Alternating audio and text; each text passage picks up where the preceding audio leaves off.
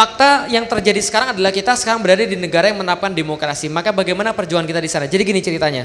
Saya selama berdiskusi dengan seluruh ustadz-ustadz, seluruh ulama-ulama, tidak ada yang mereka itu berlainan pendapat bahwa menentukan hukum selain hukum Allah itu hukumnya haram. Karena dalilnya sudah sangat jelas. Al-hukmu illa lillah. Wa man lam yahkum bima anzalallah faulaika humul kafirun. Faulaika humuz zalimun. Faulaika humul fasikun. Semua saudara, kalau nggak fasik, zolim ya kafir, gitu kan ya. 3 itu saja. Nah, maka berhukum terus dengan hukum-hukum Allah. Innallaha ya'murukum an tu'addul amanata ila ahliha fa idza hakamtum bainan nas an tahkumu bil adl. Apa yang dimaksud dengan tahkumu bil adl, berhukum dengan adl? Ya ayyuhalladzina amanu atiullaha wa atiur rasul wa ulil amri minkum wa in tanaza'tum fi syai'in farudduhu ilallahi wa rasul. Itu yang dimaksud dengan adl, hukum Allah dan hukum Rasul. Karena tidak ada yang adil selain itu. Al hakum mir rabbikum fala takum minal mumtarin. Sesungguhnya kebenaran hanya datang daripada Tuhanmu, jangan termasuk orang yang rugi. Apa hukmal jahiliyah yabgun wa man ahsanu minallahi hukma liqaumi yuqinun. Apa hukum jahiliyah yang kalian inginkan dan hukum mana yang lebih baik daripada hukum Allah bagi orang yang yakin? Berarti kalau bukan hukum Allah berarti hukum jahiliyah, gitu kan ya yang terjadi kan ya. Dan orang-orang zaman dulu yang jahiliyah itu ada banyak jahiliyah, ada tabarujal jahiliyah, ada hukmal jahiliyah, ada asobiyah jahiliyah. Artinya itu yang tidak boleh. Semua sudah sepakat. Yang berbeda pendapat, yang saya kasih tahu. Jadi hukum itu sudah selesai ya. Oke ya, selesai ya. Yang berbeda pendapat adalah ada kelompok yang menyatakan bahwa demokrasi itu adalah menentukan hukum selain hukum Allah. Ada yang menyatakan demokrasi hanyalah prosesi politik. Kalau sudah di situ berarti masuk ke fikih dakwah. Bukan ke hukum syara lagi. Kalau sudah fikih dakwah pembahasannya panjang karena tergantung dengan situasi. Contoh, antum ketemu sama orang yang pacaran. Jangan pacaran deh. Antum ketemu sama orang yang gak kerudungan. Gimana? Kerudungan itu wajib atau enggak? Wajib. Terus antum ngomongin gak di depan dia? Afwan ukhti, pakai makhraj. Afwan ukhti, anti ini haram, masuk neraka besok. Ngomong gitu enggak? Nah, itu namanya fikih dakwah. Ada pertimbangan yang lain selain daripada pertimbangan hukum. Selain benar dan salah ada pertimbangan etika, ada pertimbangan iya atau tidak, ya banyaklah pertimbangan. Nah, di situ yang berbeda pendapat. Ada seperti Hizbut Tahrir yang mengatakan demokrasi haram dan tidak layak untuk dijadikan sebagai wasilah memperjuangkan Islam. Ustadz Budi Asari berpendapat yang sama. Ada beberapa orang berpendapat yang sama. Tapi ada berpendapat seperti misalnya PKS, seperti misalnya Ikhwan di beberapa tempat, lalu mengatakan bahwa ini hanyalah wasilah saja, tidak terkait dengan hukum syara. Lalu bagaimana? Monggo silahkan cari hukum syara mana yang lebih kuat, yang paling rojih, yang sudah diyakini, berjuanglah di dalamnya. Bisa difahami ya? Yang nggak benar itu yang nggak berjuang. Bisa difahami ya maksudnya kan ya. Artinya gini ceritanya, kita itu muslim itu hukum syaraknya sudah jelas. Yang berbeda cuma di situ-situ saja. Nah, kalau perbedaannya di situ Allah nggak akan tanya. Sebagaimana ketika Rasul bilang jangan sholat asar kecuali di Bani Quraidah.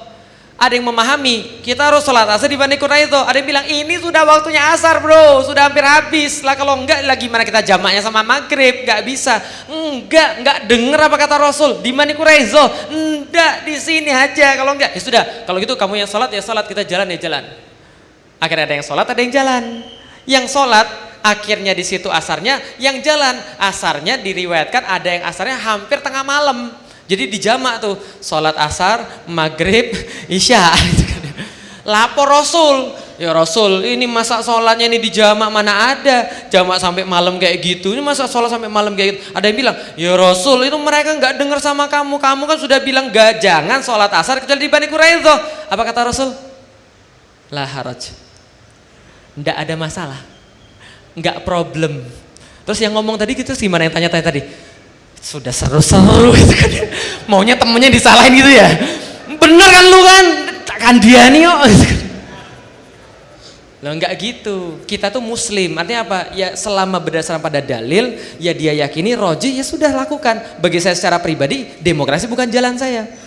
Saya berjalan dengan cara yang lain, berdakwah dengan cara yang lain. Tapi yang jelas orang kafir, saya pasti nggak mau bahwa dia memimpin. Kenapa? Karena itu sudah jelas-jelas dikatakan dalam Al-Quran. Maka saya katakan tegas-tegas, saya tolak pemimpin kafir. Gitu toh? Nah ada orang yang benar mengatakan tidak, ini kita manfaatkan. Ada yang mengatakan enggak, manfaatin itu yang baik-baik aja, jangan yang ini. Enggak, kalau enggak ya ini lebih kehilangan segala-galanya. Ya monggo, silakan pelajari, terus pelajari Islam. Yang saya pengen tuh begini loh, ini nih banyak sekali harokah Islam, ya. Antum tuh coba lihat, harokah Islam itu kan kayak nasi goreng, ya toh. Nasi goreng itu kan beda-beda. Nasi goreng mana yang di Jogja paling enak? Jangan nasi goreng deh, sate kelatak mana yang paling enak? Ya kan banyak toh, ya nanti itu jawaban antum karena mungkin antum baru di sana. Tapi yang lain punya yang lain juga. Ada bilang, oh iya memang di situ enak, tapi rame aku nggak suka yang rame. Bagiku lebih baik yang sepi, walaupun mungkin rasanya so-so gitu kan ya. Ya mungkin terserah dia. Salah nggak kira-kira? Yang salah, yang nggak makan mati. Tapi saya maunya makan soto, ya boleh, monggo silakan aja, asal antum makan yang halal gitu loh maksudnya. Jadi yang kayak gini-gini, demokrasi yang sekarang terjadi ya sudah berbagi tugas saja. Bagi saya pemimpin kafir haram, lah antum yang mau memperjuangkan lewat demokrasi monggo, terus udah di kawan kafir haram, monggo silakan yang mana yang mau dipilih. Kan gitu kan ya, tapi saya tidak meyakini dengan metode itu. Karena bagi saya metode perubahan adalah dengan metode perubahan gaya Rasulullah, itu yang saya yakini. Tapi kita tidak bisa memaksa orang. Dan hal yang salah adalah ketika kita mengatakan bahwa kita benar yang lain salah. Karena bisa jadi kita salah, bisa jadi. Tapi yang nggak mungkin salah adalah orang yang berdakwah ilallah dengan cara dalil yang sudah jelas dan dengan bimbingan para ulama. Insya Allah nggak salah. Ya kalau salah ya ada pemaafannya lah insya Allah. Gitu kan ya. Nanti akan dijelaskan oleh Allah. Ini yang benar, ini yang paling benar. Jadi urusannya adalah benar dan yang paling benar insya Allah. Maka doakan. Di Jakarta itu insya Allah ukhuwah tuh lagi kenceng-kencengnya insya Allah. Jadi memang ada hikmahnya orang-orang kayak gini yang sombong-sombong itu ya muncul di mana-mana itu ya. Itu mungkin ada hikmahnya. Di Jakarta tuh ya insya Allah ukhuwah tuh lagi anget-angetnya. Lalu kita berusaha mengesampingkan demi ini loh, ada sesuatu yang sangat nyata-nyata sekali dan ulama-ulama semua menjadi malu. Lah kenapa? Ini adalah hasilnya. Bahwa kenapa? Bahwa ternyata umat Islam itu ternyata tidak perhatian pada agamanya. Gitu tuh? Nah ini adalah tamparan buat kita semua. Setidaknya ya alhamdulillah, doain aja, doain mudah-mudahan. Yang jelas kalau Islam memimpin insya Allah bukan dengan demokrasi. Karena dalam demokrasi semuanya boleh diobrolkan. Dalam Islam ada yang boleh diobrolkan, ada yang tidak boleh diobrolkan. Yang boleh diobrolkan, yang boleh dimusyawarahkan adalah besok sholat Jumat mau di mana, itu boleh dimusyawarahkan. Yang nggak boleh dimusyawarahkan sholat Jumat atau enggak, paham ya? Nah jadi kira-kira begitu. Jadi Islam sudah punya aturan sendiri. Insya Allah Islam punya pengganti nasionalisme, bukan pengganti, punya yang lebih baik, yaitu adalah ukhuwah Islamiyah yang membuat kita bersatu hanya karena mengakui Allah yang sama. Insya Allah, berarti Ustadz tidak cinta Indonesia. Saya cinta Indonesia bro, makanya saya dakwah. Lah kalau saya nggak cinta terus ngapain saya dakwah? Gitu loh. Lah ngapain saya menyerahkan tanah saya pada orang kafir?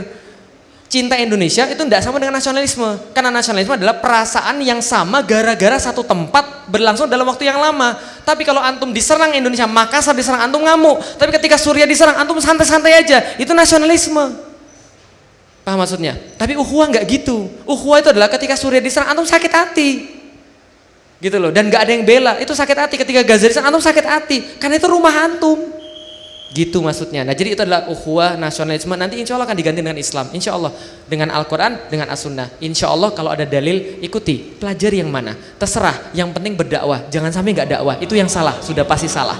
Kalau dakwah insya Allah kita jadi benar.